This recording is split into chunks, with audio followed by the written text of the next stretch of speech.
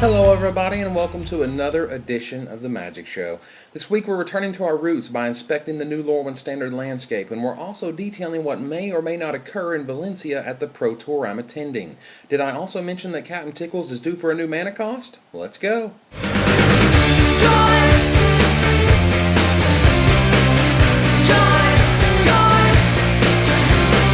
Okay everybody, Lorwyn has been with us for a week or so, and it's time to inspect the winners and losers so far. I'll also debut a new deck list under development to get you started on your way to states. First up is the realization that yes, Tarmogoyf is the best creature ever printed. Seriously. Yes, it's better than that one, it's even better than Dr. Teeth. Yes, it's better than Kyrian Dryad, and if Vintage were less of a play 7 spells a turn format, you'd see Tarmogoyf roll in that format too. $40. That's how much a single Tarmogoyf is. Do you know how much a foil Japanese one is? You can get one today for the low price of $150. I really don't know what else to say about it. It is such a warping card that every strategy, every card I mention today, must mention how it interacts with Tarmogoyf. A friend of mine out of the game asked me why it was so good.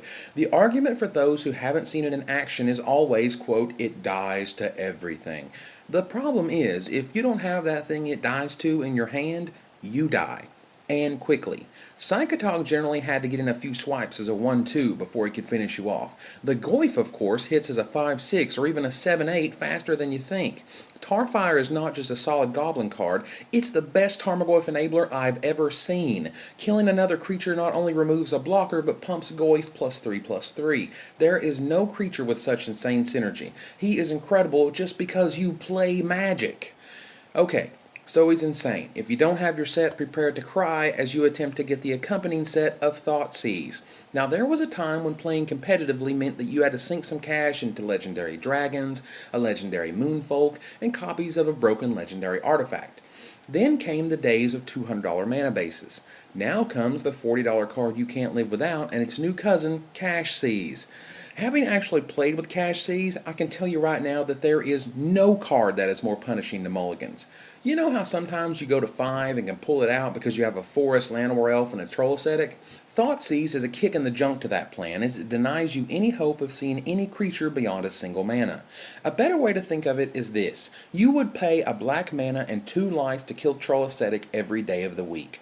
Thoughtseize takes care of this on turn 1 and with no additional mana investment. They're currently $25 a piece, and they were $20 the week before that. By the time States rolls around, I can assure you they'll be skirting the $30 plus mark. If you don't want to buy a copy of this card, then you best be prepared to play around it and or not mulligan a lot. I, like many of you, am trying to figure out exactly why this spell is rare. Maybe it's because it's so damn good you don't want it junking up limited events. But at the same time, Wizards R&D aren't stupid. They know a must-have spell when they make one, particularly a super duress like this one. So what happened? One of two things. Either they thought it was bad for limited and we all groan and say we would have dealt with such realities, or it was strictly a business decision and we're all paying for it. I hear from budget players all the time, and as much as Wizards tries to push tournament play, sticking spells like Thoughtseize into the rare slot is the last thing that's helping. Do I understand spells like Tarmogoyf being rare? Oh yeah, the guy is format warping and incredibly powerful. He makes cracking Future Sight packs worth it. He would be silly in an uncommon or common slot. It's the very definition of chase rare. But Cash Seize? It makes me all grumpy. Moving on to more positive things, how about a deck list? You know, a few nights ago I was brainstorming with my buddy Joe and we were discussing elementals, particularly Smokebraider. I was intrigued firstly because William Spaniel got an absolutely silly sealed deck and demolished his 32-person flight with multiple Shriekmoths, Smokebraiders, and Harbingers. And that's cool, but remember how Pickles got started? Brian David Marshall drafted Vesuvan Shapeshifter and Brian Elemental, and the rest is Time Spiral block history. So let's look at elementals and see if we can pick up this deck and run with it. The two reasons this deck is amazing is knowing how good Smokebraider is and that Shriekmaw is an elemental. Yes, I'm late to the Shriekmaw is awesome party begun by Patrick Chapin, but yeah, the guy's nuts. If you don't have a set, you better pick them up soon. It looks to me like Shriek is the real deal and could be this set's Remand or Lightning Helix. Expect him to be mighty popular in the coming months as it deals with Goyf quite handedly. That said, how does this play? Right now, this can simply explode on turn 3 with a Changeling Berserker smashing in for 5, with the bonus of tutoring another elemental when it dies if you championed a Flamekin Harbinger. You can also get the turn 4 hostility draw with a single Smokebraider, and speaking of Smokebraider, it does a hell of a job pumping up Lightning Serpents to legitimately scary levels. Featuring 4 of Jackalpup 2.0, you can imagine that this deck is simply meant to win and to do so as fast as possible. Molten Disaster is for those last few points, something this deck seems to have a few issues with now and then. Take a look at the raw speed in this deck. Turn 1 Jackalpup, turn 2 Smokebraider, turn 3 Changeling Berserker, or a Harbinger finding hostility into a turn 4 hostility. Then you incinerate them next turn and get triplet 3/1s and kill them. Sounds easy, right? That's exactly how it plays.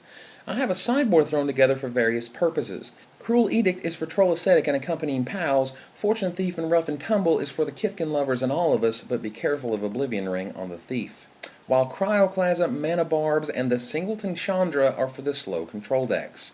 It's really sad that no matter how cool the Kithkin are, a single Pyroclasm seems to spell doom for them. Surge of Thoughtweft, are you really playable and constructed?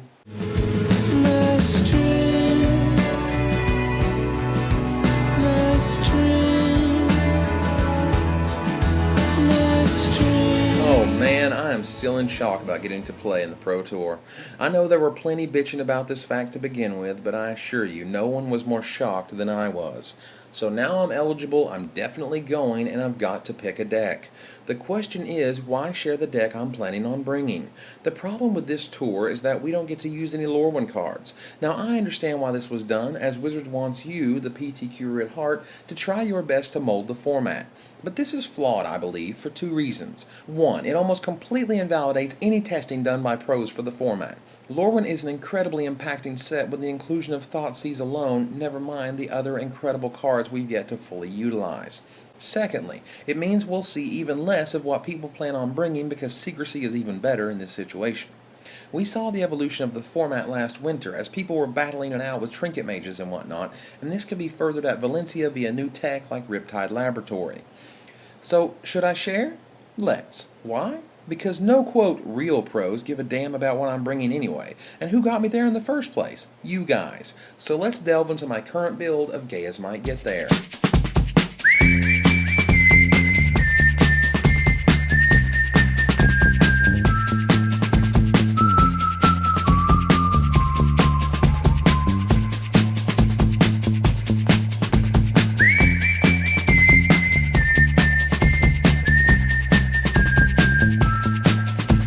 Now this features a mana base via Raphael Levy and a few tweaks from myself. Primarily the 2 Mog Fanatic are in there so I don't auto-scoop to dredge game 1, at least I have a slight chance not to scoop game 1, and the sideboard will probably feature a complement of Leyline of the Void just in case.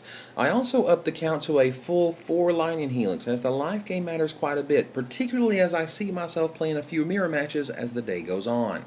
Thirdly, I'm taking a page from the Feldman book by including Reckless Charge in here, which has been, for the most part, completely ridiculous.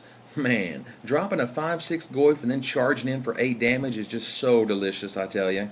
A few reasons why I chose this deck. The first is, I'll be brutally honest with you, is that this deck needs the least amount of preparation. I can only imagine how painful it will be trying to test a Psychotog variant on my schedule, and I'm not going to try.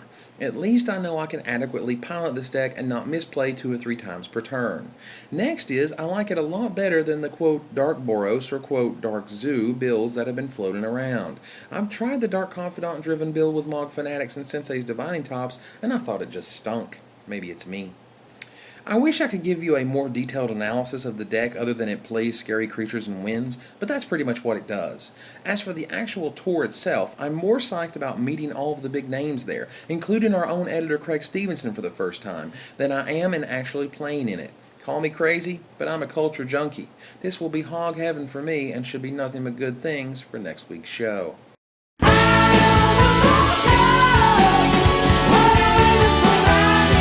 everybody, it's down to this, the mana cost. The mana cost on the original card submitted by Alex M is simply undoable. Everybody knows the first thing Wizards is going to do is change that cost to something more reasonable. And hell, didn't we spend an entire week deciding that we wanted hybrid mana only to vote for the card without it? So now's the time to right the wrong. I present you with some solid hybrid choices on Cap'n Tickles mana cost along with some sweet new artwork by Brendan Hickey. Don't I look, gnarly? Anyway, here are your choices.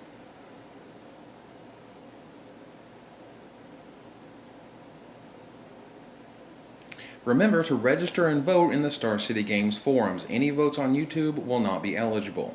Alright, Magic players, let's give the Cap'n a decent cost so it isn't immediately changed. I'd like to take the time to thank all of you once again for this opportunity. I know that some shrugged off the Invitational in search of Player of the Year awards, but this is certainly my reward and then some for the hard work I've put in over the past year. As you watch this, I'll be in Spain slinging cards with the best in the world, and I couldn't have done it without you. I really appreciate it. So get your ass over to MagicTheGathering.com and check out the coverage. I'm sure I'll be in there somewhere. Until next time, Magic players, this is Pro Tour competitor Evan Irwin tapping the cards so you don't have to.